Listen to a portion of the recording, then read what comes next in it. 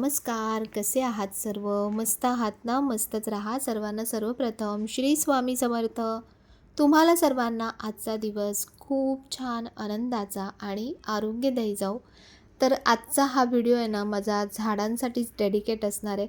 खूप जणांना झाडांबद्दल खूप माहिती जाणून घ्यायची असते. बरंच तुम्ही काही ना काही मला सारखं विचारत असता. तर सगळ्यात पहिली अगदी बेसिक गोष्ट मी तुम्हाला सांगते, की झाडांना ना जसं लहान मुलांची कशी काळजी घ्यावी लागते किंवा लहान मुलांना कसं प्रेमाने वागवावं लागतं, तर तसंच झाडांचं सुद्धा आहे. प्लस झाडांना हवं असतं ते म्हणजे थोडंसं ऊन, हवा, मोकळी हवा झाडांना हवी असते. सतत त्यांना थोडी-थोडी काळजी घ्यावी लागते. जसं आपल्याला बघा आपण सगळं खातो, पण तरीही आपल्याला बऱ्याचशा गोष्टींची, विटॅमिन्सची, प्रोटीन्सची आपल्याला कमी जाणवत असते. तर तसंच झाडांच्या बाबतीतही असतं. फक्त नुसतं पाणी देत राहणं किंवा ऊन मिळतंय तर का झाड वाढत नाहीये? तर असं बऱ्याच जणांना असे प्रश्न पडत असतात. पण त्या झाडाची तुम्ही तशा प्रकारे प्रॉपर काळजी घेताय का? हे पण तेवढंच महत्त्वाचं असतं. आता खूप सारी ऑनलाईन भरपूर माहिती आहे, की अगदी एकूण एक झाडाबद्दल आपल्याला डिटेल माहिती मिळते, की ह्या झाडाला कशी काळजी घ्यावी लागते. मी अगदी तुम्हाला बेसिक सांगते, की प्रत्येक झाडाला ना थोडंफार तरी ऊन हवंच असतं. भले कितीही कोणी सांगो, की अगदी इंडोर प्लांट आहे, पण तरीही झाडांना थोडीशी मोकळी हवा, अगदी थोडासा हलका प्रकाश वगैरे ह्या गोष्टी हव्याच असतात.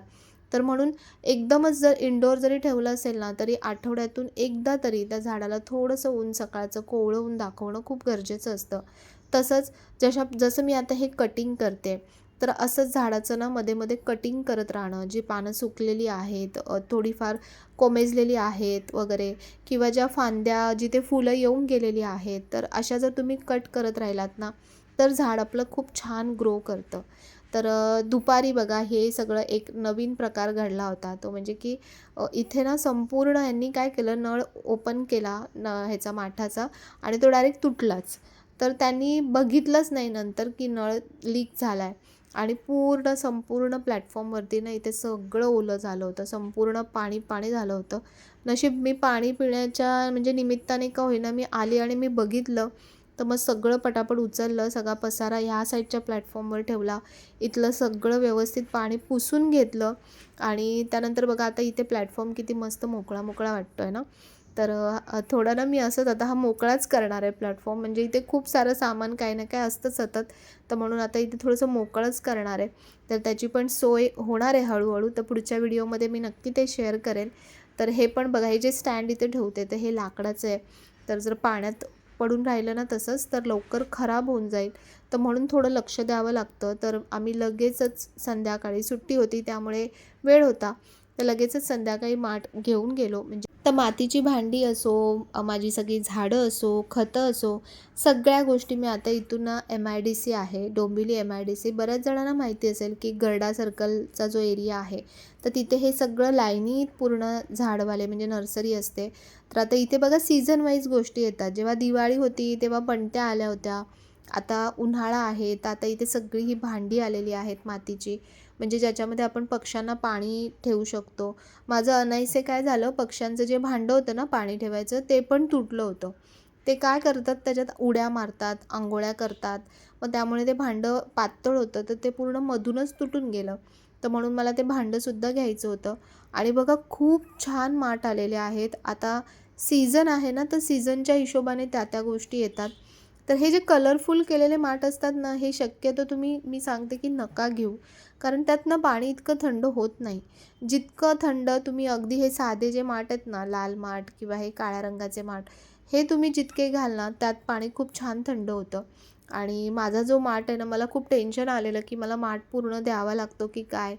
कारण कधी-कधी नळाचं रिपेअरिंग करून देत नाहीत. आपल्याला माठच चेंज करावा लागतो. पण नशीब त्यांनी मला जे नळाचं फक्त वरचं लूज झालं होतं, तर ते त्यांनी चेंज करून दिलं. आणि मला खूप मस्त भांडी मिळाली ही पाण्यासाठी बघा. हे जे स्टँड दिसतंय ना, हे माझं घरचं स्टँड आहे. मी घेऊन गेली होती, की त्याच्या हिशोबानेच मला म्हणजे भांडी घेता येतील. तर मला माहीत नव्हतं भेटतील की नाही भेटतील, पण म्हटलं चला आपण घेऊन तर जाऊ ॲटलीस्ट, की समजा असेल ऑप्शन, तर मग आपल्याला चेक करता येईल. आणि खूप मस्त जाड अशी ही भांडी आहेत बघा. तुम्ही पण नक्की घ्या. मी सांगेन, की तुमच्या इथे खाली सोसायटीमध्ये, बाल्कनीमध्ये जिथे पण तुमच्या इथे जागा असेल ना, असे मातीचे भांडीमध्ये पाणी भरून ठेवा.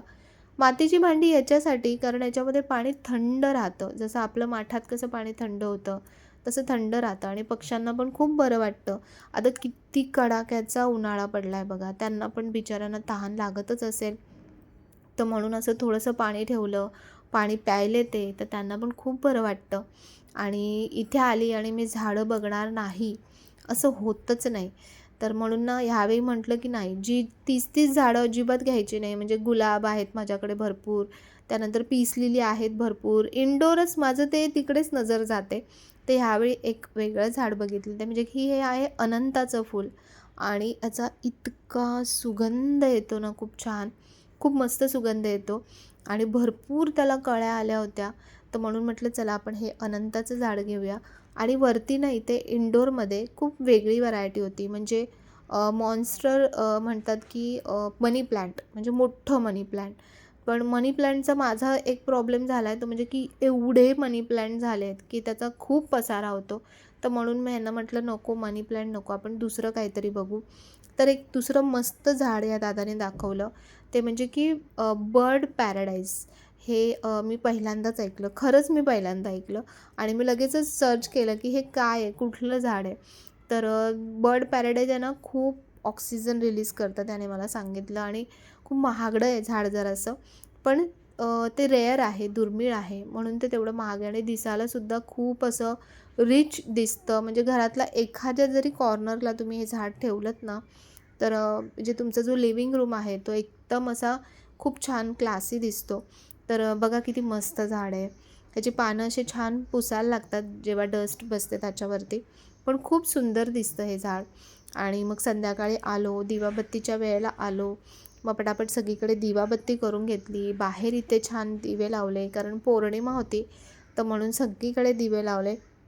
तर गेलो आणि काम खूप छान झालं. जेव्हा आपण मनापासून एखादी गोष्टीचा विचार करतो ना, की ती गोष्ट आपल्यासोबत असलीच पाहिजे, तर बरोबर काम होतं. मला वाटलं की आता माठ द्यावा लागेल की काय, कारण हे बघा हे नळ आहे ना माठाचा खराब झाला होता आणि त्याच्यामुळे कधी-कधी नळ चेंज करून देत नाहीत. माठच पूर्ण द्यावा लागतो आणि हा माठ इतका छान आहे ना बघा. आता ह्याला 1-1.5 वर्ष तरी होईल, 1.5 वर्षापेक्षा जास्त. पण पाणी पण खूप छान थंड होतं माठामध्ये आणि मस्त आहे म्हणून माठ चेंज करावा नाही लागला. त्यांनी मस्त नळ पटकन नळाचं हे वरचं कॅपिंग आहे ना ते चेंज करून दिलं आणि त्याच्यामुळे माठ माझा मिळाला परत. आणि आला त्याला पण यायचं होतं परत म्हणून तसं वाटतंय. आणि छान पक्ष्यांसाठी मी तुम्हाला दाखवलं की ती जी भांडी आहेत पक्ष्यांची तर ते तुटलं होतं कारण ते उड्या मारतात ना त्याच्यावर सारखं, तर ते तुटलं होतं. तर म्हणून ती मला कधीपासून आणायची होती आणि त्यांच्याकडे आता भरपूर अवेलेबल आहेत. तर सगळ्यांनी मी सांगेन की सगळ्यांनी तुमच्या बिल्डिंगच्या आवाराच्या इथे, तुमच्या गॅलरीमध्ये अशा प्रकारे हे जे स्टँड मिळतात तर ते स्टँड लावून तुम्ही पाणी ठेवू शकता प्यायला. पक्षी येतात ते जेव्हा पाणी पितात ना त्यांना बघून इतकं मनाला समाधान मिळतं ना, खूप छान वाटतं. तर आता मी ती भांडी पण पाणी धुवून स्वच्छ करून भरून ठेवते. म्हणजे म्हणजे गळत नाही. मातीचं भांडं कसं तुम्ही भिजवून ठेवलंत ना तर ते पाणी ॲब्झॉर्ब करतं. तर म्हणून वापरण्याच्या आधी थोडं ते भिजवून ठेवून, नाहीतर मग ते मातकट असं पाणी लागतं, त्यांना पण तशी चव लागेल. तर मस्त छान मी स्टँडच घेऊन गेली कारण मग ते बरोबर माप घेऊन आपल्याला घेता येतं, नाही तर मोठं झालं तर परत प्रॉब्लेम. तर म्हणून ते घेऊन आली दोन्ही आणि 2 छान झाडं आणले. मस्त झाडं मिळाले मला. एक अनंताच्या फुलाचं झाड आहे, मी तुम्हाला दाखवलं. इतक्या कळ्या आल्या आहेत ना त्याला, खूप छान कळ्या आल्या आहेत आणि इतका सुगंध आहे त्या झाडाचा. तर आणि दुसरं हे जे झाड आहे ना हे नवीन आहे, म्हणजे बर्ड पॅराडाईज म्हणून या झाडाचं नाव आहे. हे मॅक्झिमम ऑक्सिजन रिलीज करतं आणि याचे पानं असेच मोठे मोठे छान येतात. तर मग म्हणून मी ते झाड घेऊन आली. हे झाड महाग आहे, जे बर्ड पॅराडाईज आहे ना हे महाग आहे झाड, कारण ते रेअर आहे. जी झाडं रेअर असतात ना ती थोडी महाग पण असतात, पण ती तेवढीच जास्त इफेक्टिव्हसुद्धा असतात. तर म्हणून मी ते घेऊन आली. आता मी कुठलंही झाड आणलं ना पहिले, तर मी ऑनलाईन पहिले गुगलवरती चेक करते की त्या झाडाचं वैशिष्ट्य काय आहे, कशाप्रकारे त्याची काळजी घेतली पाहिजे, त्याला काय काय खाद्य पुरवलं पाहिजे वगैरे. आता खूप सारा डेटा ऑनलाईन अवेलेबल आहे. तर मग म्हणून ते पहिले चेक केलं आणि आता पाणी आलं आहे तर पहिले हे जे भांड्यांचं जे काम आहे ते पहिले करून घेते. चला. तर ही मातीची भांडी आहेत ना, जर आपण रात्री तुम्ही ह्याच्यामध्ये पाणी भरून व्यवस्थित ठेवलं तर मग काय होतं, रात्रभर पाणी ॲब्झॉर्ब होतं आणि मग भांडी वापरण्यासाठी ओके होतात. तर इथे साईडला मी तुम्हाला फोटोज दाखवते ना, तर हा आहे बर्ड पॅराडाईज. या पक्ष्याचं नाव आहे बर्ड पॅराडाईज आणि त्याच्यासारखीच बघा ह्या झाडाला फुलं येतात.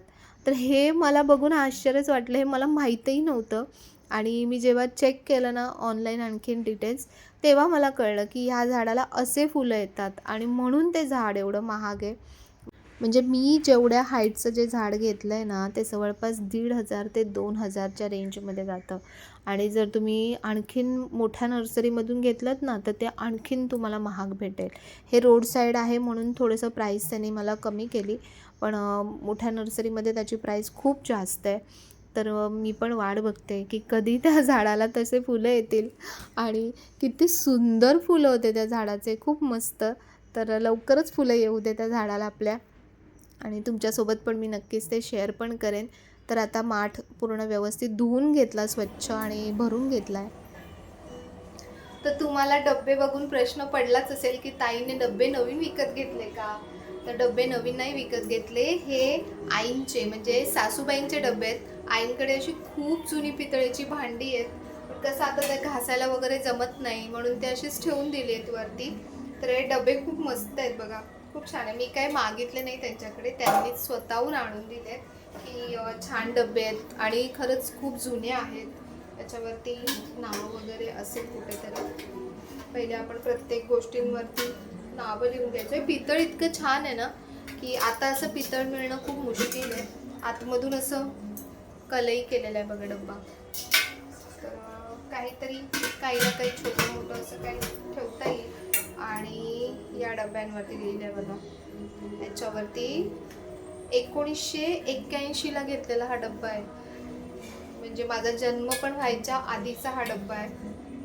तर जवळपास म्हणजे किती वर्ष झाले, 81 ना, तर मग आता 40 वर्षांपेक्षा जास्त वर्ष झाले डब्याला.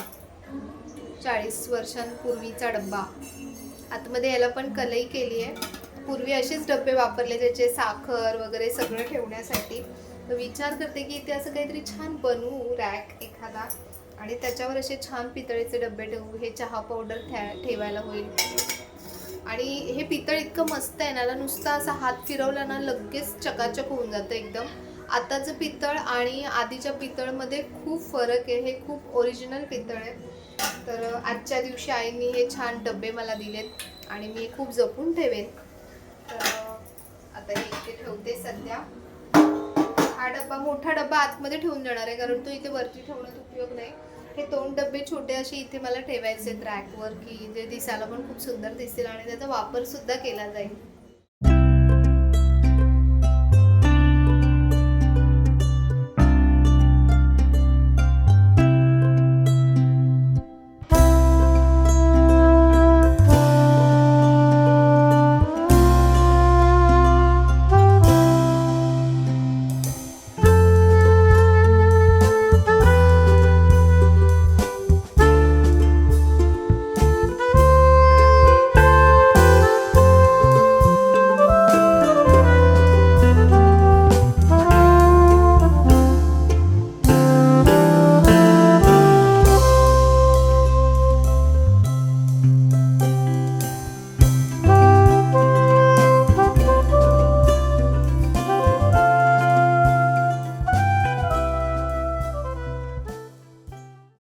तर तिथून नर्सरीमधून ना मी ही खतं आणली. म्हणजे त्याला मी म्हटलं, "अरे तुझ्या इथे इतके फुलं येतात आणि इतके झाडं टवटवीत दिसतात आणि आम्ही घरी नेल्यानंतर फुलंच येत नाहीत, तेवढीच 2-3 फुलं येतात बस."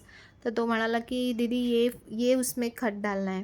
तर म्हणून माझ्याकडे तर मी ती जी उगावची असतात ती मी खतं मागवतेच. पण मग हे पण त्याच्याकडून घेऊन आली आणि हे ऑर्गॅनिक आहे, केमिकल बेस नाही आहे. तर ते बघूनच मी घेऊन आली. मी कुठलंही म्हणजे मला असं आवडत नाही की खूप केमिकलाइज खतं टाकायचे आणि त्यानंतर पटापट झाडांना फुलं आले पाहिजे, पटापट फळं आले पाहिजे, अशा हेतूने मी झाडांचं कधीच संगोपन करत नाही. त्यांना लेट फुलं आले तरी चालतील, पण कसं असतं, जे मी म्हटलं मग आधी की विटॅमिन, प्रोटीन जसं आपल्याला हवं असतं ना, तसंच झाडांनासुद्धा हवं असतं. बघा याची काय अवस्था झाली या पीस लिलीची. म्हणजे हा एक साईडला होता आणि पीस लिली ना अगदी म्हणजे इमोशन्स म्हणतो ना, की आपण इमोशन्स दाखवत होतो, की एकदम असा ड्रूप झाला आहे की आता मला थकवा आला आहे, मी थकलो आहे वगैरे असं आपण कसं आपला चेहरा बघितल्यानंतर कळतं. तसंच हे झाड मला वाटतं खूप नौटंकी झाड आहे आणि हे बघा आता ह्याला मी काय करते पहिले खत घालते जे त्याने दिलं आहे.